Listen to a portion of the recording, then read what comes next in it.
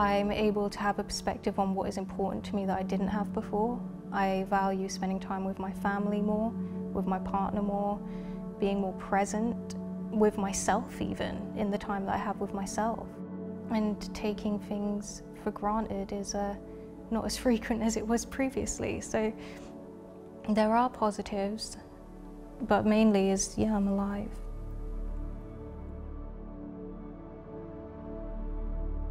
What were you diagnosed with initially?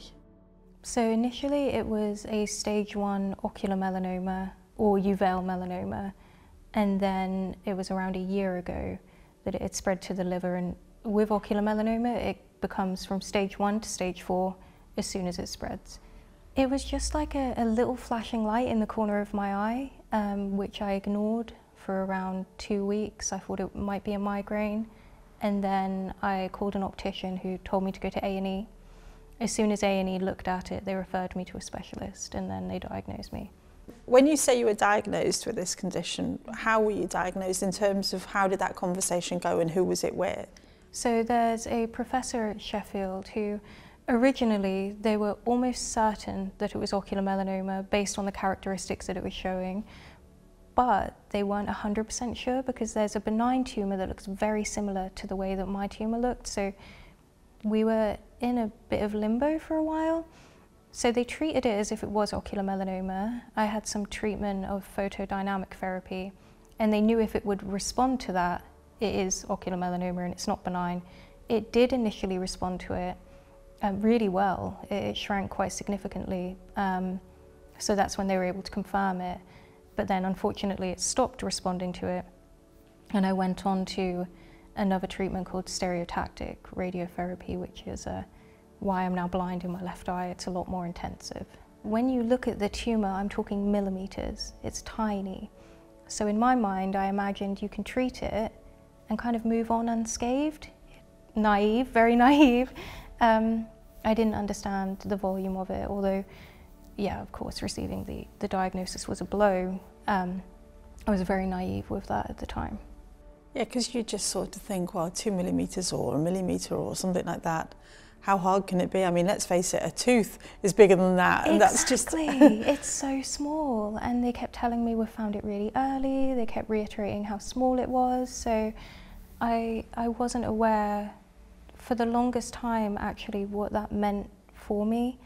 It wasn't until I started doing research myself, and I found a charity, Ocumel, and they're very good at doing their own research and being their own advocates. And then I learned, okay, I have around a 50% chance of this spreading to my liver, and if it does, it immediately becomes terminal cancer. And then in that moment, I was like, okay, this is much more serious than I initially imagined. The first thing you're going to do when you leave that is Google it. Yeah. Yeah, and that means that you're sitting on your own at home, or with your partner, and you're Googling and reading stuff, and you've got no one to ask them questions of.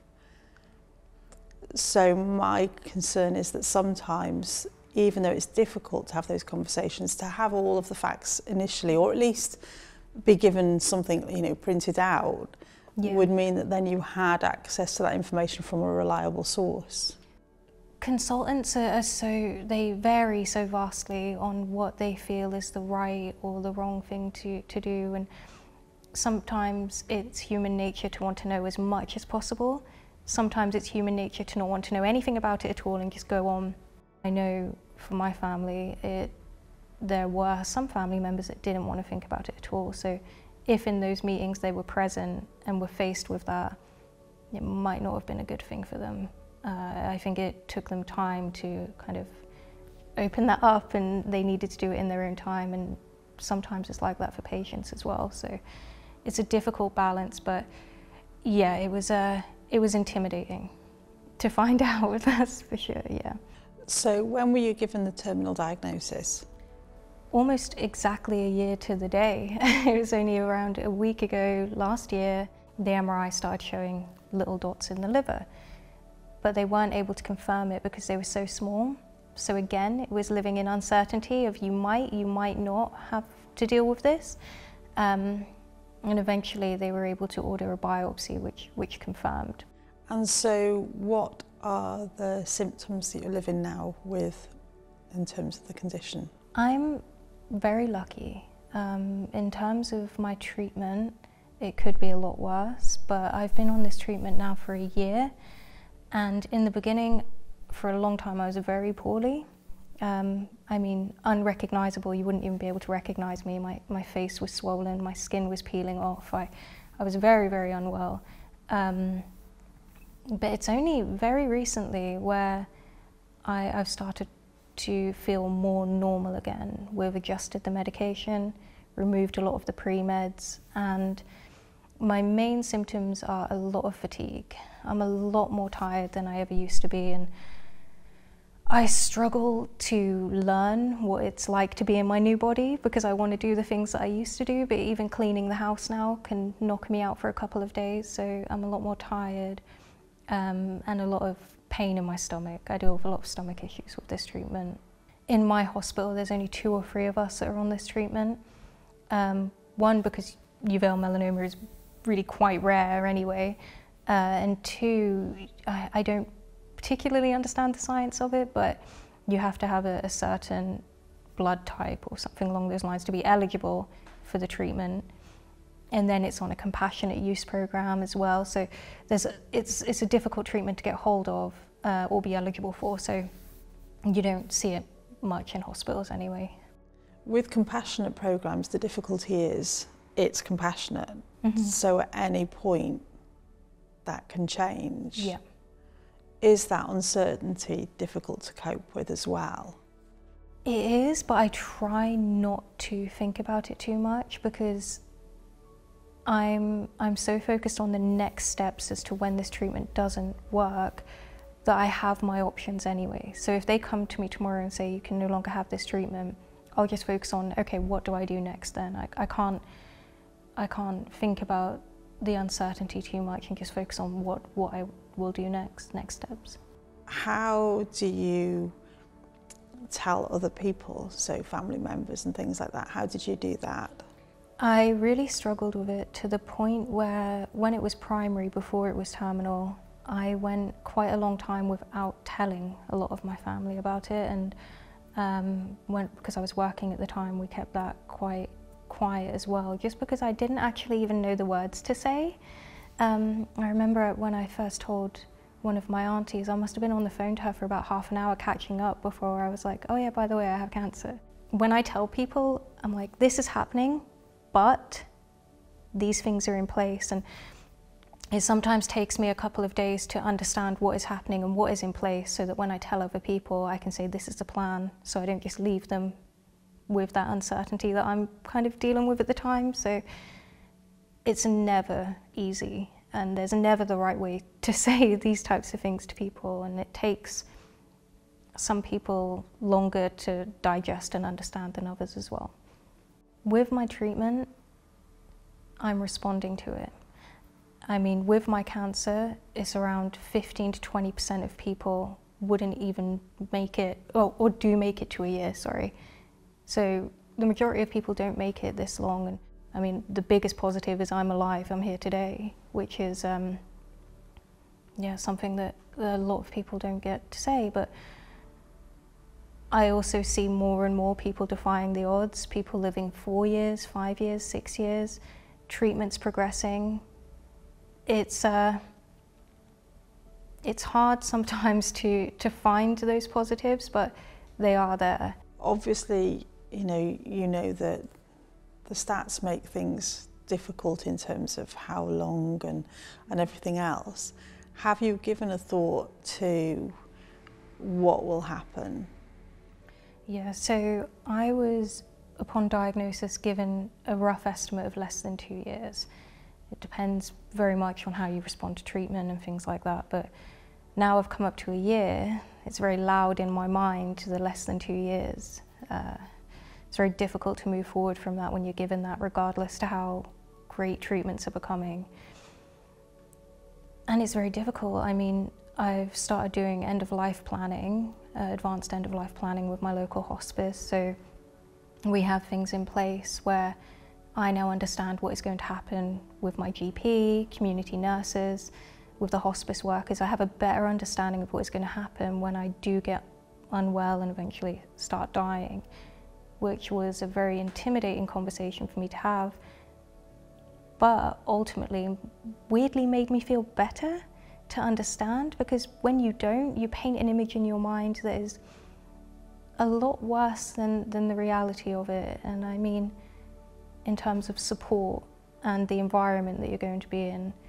And now I have a good relationship with my hospice. I can feel more confident that when I do pass away, there is going to be a big support system there, not just for my partner and my family, but for me. In that, so those conversations, do you think it's important that people take that brave step to have conversations earlier? I do, but I do think it varies vastly from person to person. I think some people may struggle once they're put in that mindset of thinking about end of life to then leave that and then focus on living, because that's very hard to do. But for me, knowing that that is all organised and I know what's going to happen and I don't have to think about it so much anymore, I can then push it away a little bit. I would encourage people to really think about how they feel about it and try not to shy away from thinking about it. Try not to shy away from talking about it, because if you have a plan in place, it can also make the people around you feel more confident and more comforted as well, and know that they're not going to have to deal with that all by themselves, because it can be a very lonely and isolating feeling when you're dying. Include people. You don't have to do that by yourself.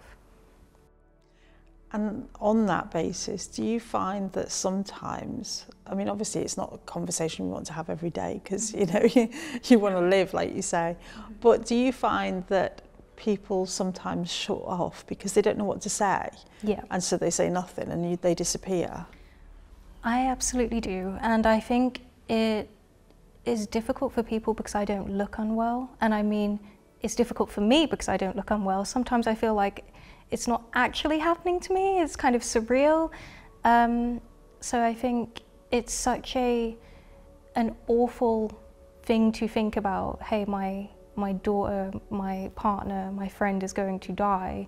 And death is such a taboo topic anyway, that we all avoid it.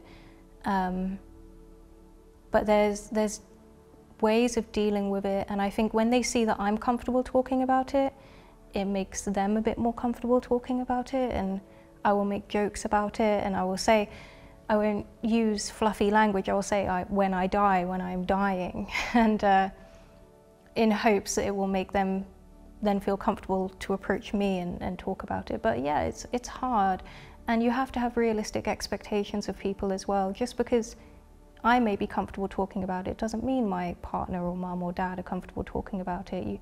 You have to adapt to other people, because they're grieving for the life they thought I was going to have, as well as eventually grieving for me not being here. It's very complex. There is sometimes a pressure to set up the world for those around you when you're no longer in it. But I think that is so natural, and I think that's something that so many people who are dying deal with, because you're not going to be here. You want to make sure the world is good for everybody else around you as much as it can be. My main concern is I have a sister who's just turned 10, and we haven't told her about this yet. And that's because as much as I can talk to you or my partner or my mum or anyone about dying, I can't bear the thought of talking to her about it. She doesn't question things, and that's where I know that she has a deeper understanding than I realise. If she does visit and I say, oh, I'm sorry, I'm feeling quite sick or I'm feeling quite tired, she doesn't do what children do and say, oh, come on, do this, or just have a lie down. She's quiet about it.